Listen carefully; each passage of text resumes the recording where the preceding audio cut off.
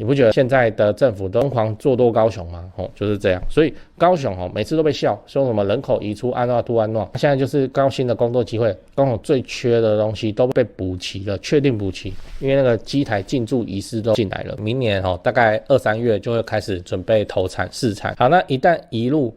那高雄将会迎来就前所未有的荣景，因为以前就没这个东西，过去10几年、20几年就没这个东西嘛。以前高雄最走路有风是中钢，对不对？现在中钢说什么没发生产奖金已经很久了。现在的话，中钢跟台积电工程师，你看女生比较想要嫁哪一个？对，所以高雄正在填补所谓的最缺乏的东西，叫做高等级的工作就补了。所以接下来高雄的移出移入应该会走向一个平衡，然后开始会变成人口输入的地方。从哪里吸人？从屏东，屏东也是人口外移5大区啊，吸人就吸人吧，就这样吧。那接下来高雄很可能会重演一个现象，就是像新竹站、高铁新竹站、竹北那边贵到买不起。贵到买不起没关系啊，下一站的高铁就会有机会了，对不对？下一站的高铁就可能会复制桃园青埔啊，这个都是未来可能发生的剧本。人口外移之下，为何房价仍然飙涨？揭开房市的真相。先说结论，虽然人口外移了，但是当地的人还是会从家里搬出来那会造成整个县市的总户数是持续增加的。嗨，我是买房阿元，订阅买房阿元，我先祝你老了有房也有钱我们在上一支影片聊了该帮小孩准备头期款吗？如果你还没看的话，可以看一下。这是我们来聊一个迪卡上的发文，标题我念一下就是现在买比较好，还是等10年以后再买房会比较好？那内容是这样，这个原 po 住在彰化，然后他说他的梦想是买一间房子，那他个人的条件是1个月薪资4万。1个月可以存2万，已经存快200万了，所以在考虑要不要买房这样。你看我影片那么久，你应该也知道我的态度是什么就问就是买这样。那我想要来讨论的地方是，为什么这个原 po 明明想买房子，也存到彰化头期款了彰化的200万很好用了买得到房子了，那他为什么又会却步？当然你说收入是一个问题，但他在彰化呢彰化是可以找到500、600万有电梯的房子的呢。我随便找几间给你看，先说我没推荐那照顾一下 Podcast 的听众，我念一下。第一间电梯大楼全幢 22.5 坪538万，第二间公寓全幢25坪548万，第三间电梯大楼全幢 25.3 坪558万。对那屋龄比较老，可是它200万很好用很安全所以这个原 po 他不是买不起房子，是他不敢买为什么不敢买？除了我们都知道的心魔以外，我猜还有另一个原因人口外移。所以你要知道，人口外移会拉低房价吗？那这个就是我想跟你讨论的。如果你现在瞄准的置产的地点，人口正在不断的外移，你应该买下去吗？我们先看一个统计资料你看标题我念一下，近1年人口净迁出最多的5大城市平均房价变化。那这人口迁出的5大城市分别依序是台北市、彰化县、南投县、嘉义县、屏东县。那台北市人口外移我之前有分析过，就是会跑去桃园、新北台中、高雄这样。然后台北的净迁出人口数是，这要净迁出它不是挂了它不是销户净迁出人口数是14000我都讲大概数字那彰化的净迁出人口数是9000，接下来南投1500，嘉义1300，屏东800。所以你看彰化人口的外移真的是颇严重，但是彰化的房价还是涨了，对不对？它还是涨了12%这个不就是我们之前讲的房价涨幅是靠人口大量迁入撑起来的这件事情相违背了吗？其实你要知道，家户数正在不断的增加那我们来看一下彰化现在有多少户这个是我从彰化户政事务所抓下来的，你看红框处就好，我念几个来，110年78369户，111年78827户，112年79534户。你的人口不是持续往外迁移吗？然后一次都几千人吗？那为什么你的户数是增加的，对不对？家户数是增加的，那就又呼应了我说的，就自产的需求，然后房价又起来了。你这样看这个数字，就会发现家庭的户数在增加，房价在涨起来，这件事情就变合理了。就是在地人还是有买房的需求那也会有一些人是从台中外溢过来，所以彰化的房子能不能买？就我现在看起来叫做还是可以买，因为它便宜嘛，而且它的家户数还在正成长。那如果你是要买来投资的，你就要考虑一下，也不是不看好彰化这种原因啊，就是资金使用的效率。以我流派来说，买别的地方效率会更高，但你是自住，你又喜欢彰化，那你当然就是能买就买了。这个我要说明一下就是说家户数人口明明是迁出，为什么户数是增加？就是小家庭盛行。以前我也拍片讲过，反正就是以前一大家子挤在一个公寓然后就打地铺、上下铺什么的那我们父母那一辈年轻的时候，大概都经历过这个阶段，因为就去打工的嘛，有地方睡觉就好，对生活品质不会多么的要求。好，然后现在的年轻人，你看，一对小夫妻他就要用掉一户然后就要有一定的坪数那甚至单身的人自己出去住他自己买一户，他收入也起来也不错了他自己也买一户。好。现在的每一户家庭里面都不会有多少人，以前一个透天一个大楼大家挤在里面4代同堂，这叫很稀松平常，就是有阿祖的那种那现在你光是要找到在一个6都的环境里面你要找到3代同堂住在一起的家庭都还算少都还算难找，最多的都是小家庭什么一对夫妻带小孩他们就自己有一户，然后跟那个阿公阿嬷也不一起住，跟外公外婆也不一起住3代同堂都被拆开来这样这个是生活品质的提升人均使用面积的增加，就会造成这个户数的提高。现在市场中也很难去找到那种买方就是专门来瞄准3代同堂格局的就是所谓的4房双主卧双车位，这种东西很难卖，而且应该都会过豪宅线也很少会有这种买方。然后你看建商现在毛起来都盖什么小两房，小两房你怎么塞一个3代同堂进去？对，所以就变成户数增加这样。那讲完了，我们整理一下，我们今天讲人口外移会拉低房价吗？那我先跟你分享了一个迪卡上的发文原 po 已经存好头期款了，也一直很想买房子，但很犹豫这样。那我猜测会让他犹豫的原因里面，应该有一个是彰化的人口外移非常严重，所以会让他担心我现在买会不会以后都会崩下来这样。那我也跟你分享了，今年的彰化人口外移确实是算严重，全台第2名。那外移的人数是第3名的6倍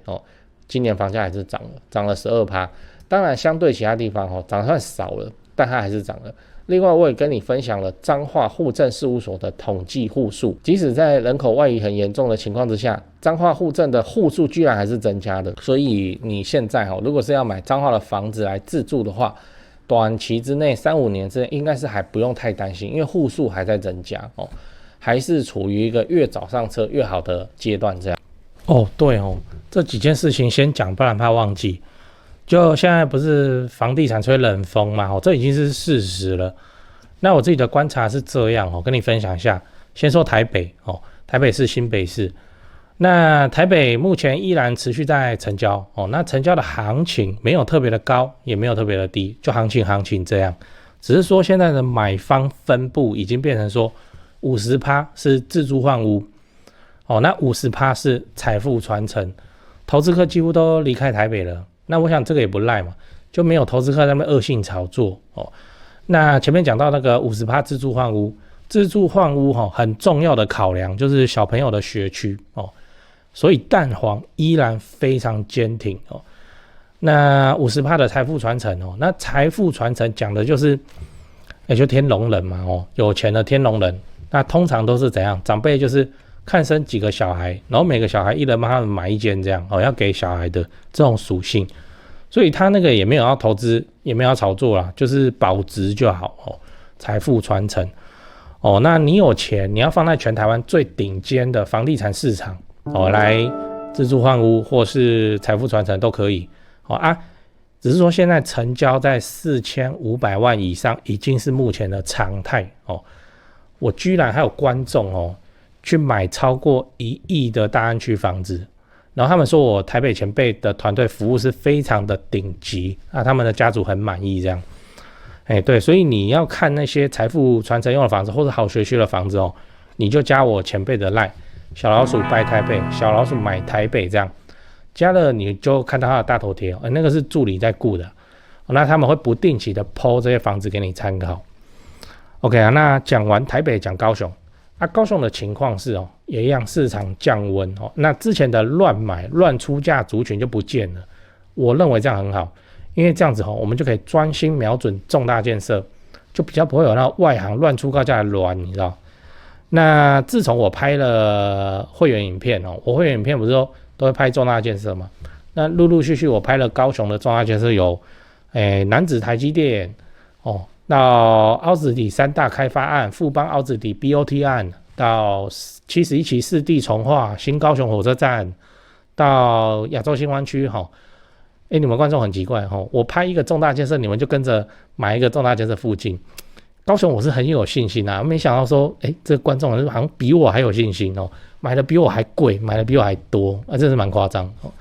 那看好高雄，你瞄准重大建设，就找我推荐的台湾房屋美术之星店700坪，高雄最大房仲店。那在高雄你要卖还是要买那你就给他们一条龙就好了，就跟我一样，我过去10几年都是他们处理的，这是真的那我付的中介费这样子加起来早就超过7位数。那你看我还是愿意推荐他们就是真的很没问题嘛很专业很 OK。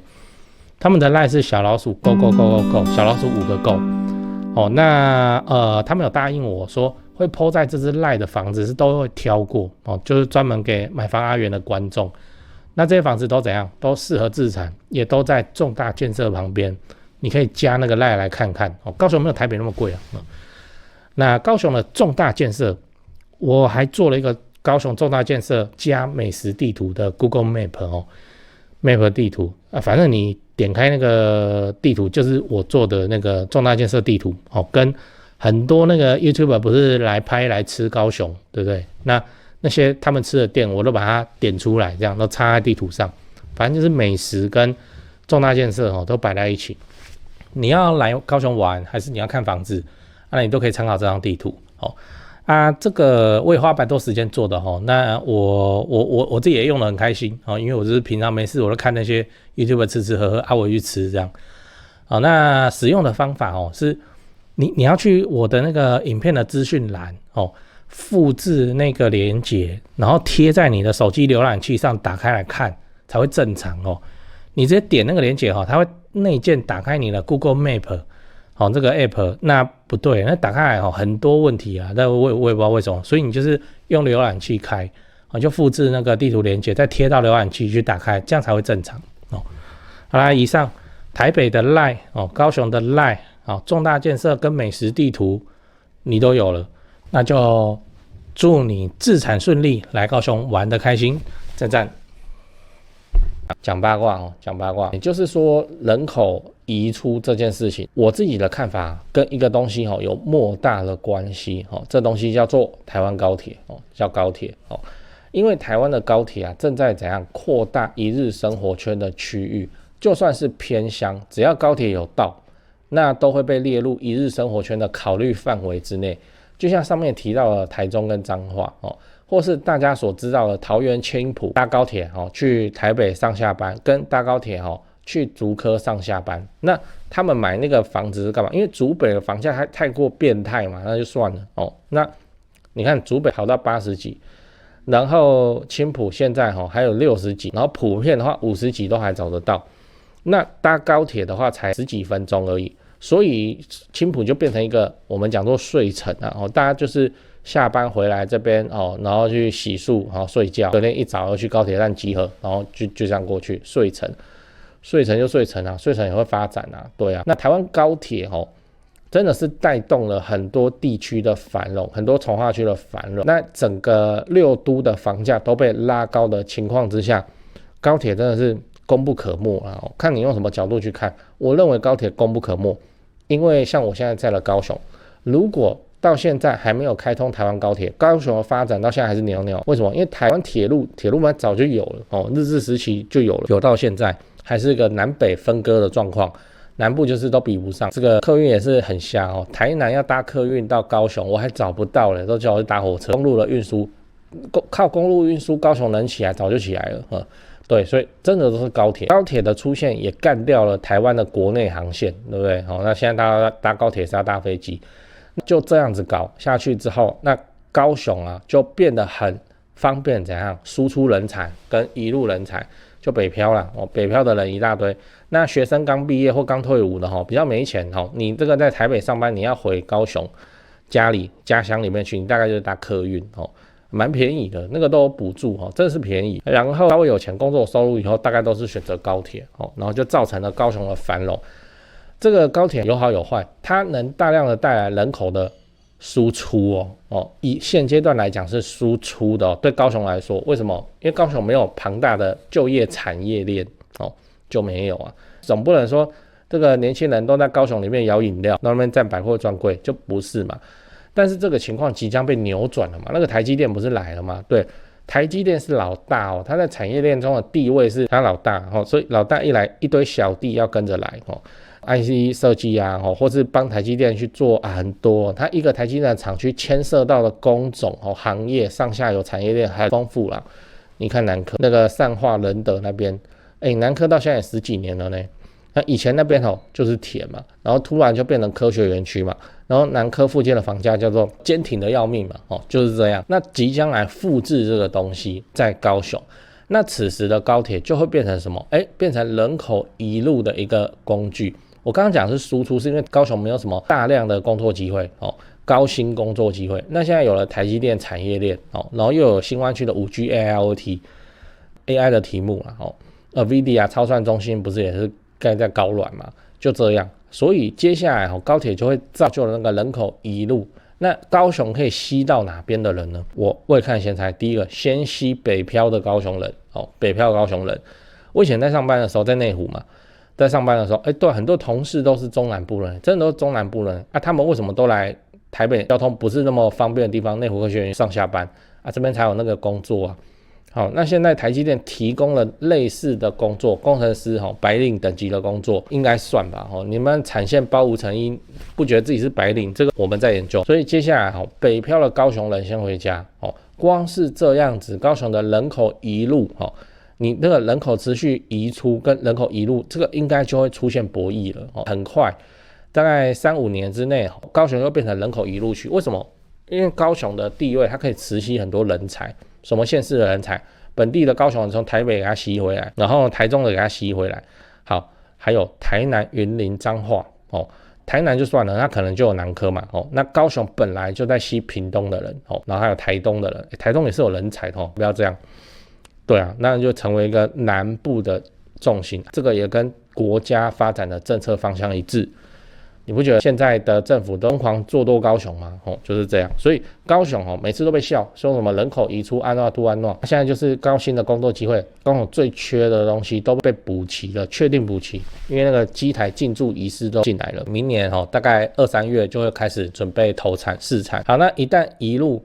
那高雄将会迎来就前所未有的荣景，因为以前就没这个东西，过去10几年、20几年就没这个东西嘛。以前高雄最走路有风是中钢，对不对？现在中钢说什么没发生产奖金已经很久了。现在的话，中钢跟台积电工程师，你看女生比较想要嫁哪一个？对，所以高雄正在填补所谓的最缺乏的东西，叫做高等级的工作就补了。所以接下来高雄的移出移入应该会走向一个平衡，然后开始会变成人口输入的地方。从哪里吸人？从屏东，屏东也是人口外移5大区吸人就吸人吧就这样吧。那接下来高雄很可能会重演一个现象，就是像新竹站、高铁新竹站、竹北那边贵到买不起，贵到买不起没关系下一站的高铁就会有机会了，对不对？下一站的高铁就可能会复制桃园青埔这个都是未来可能发生的剧本。总之我是要表达的事情是，你不用怕啦，那个人口移入的地方有工作机会，然后高雄是全新的工作机会，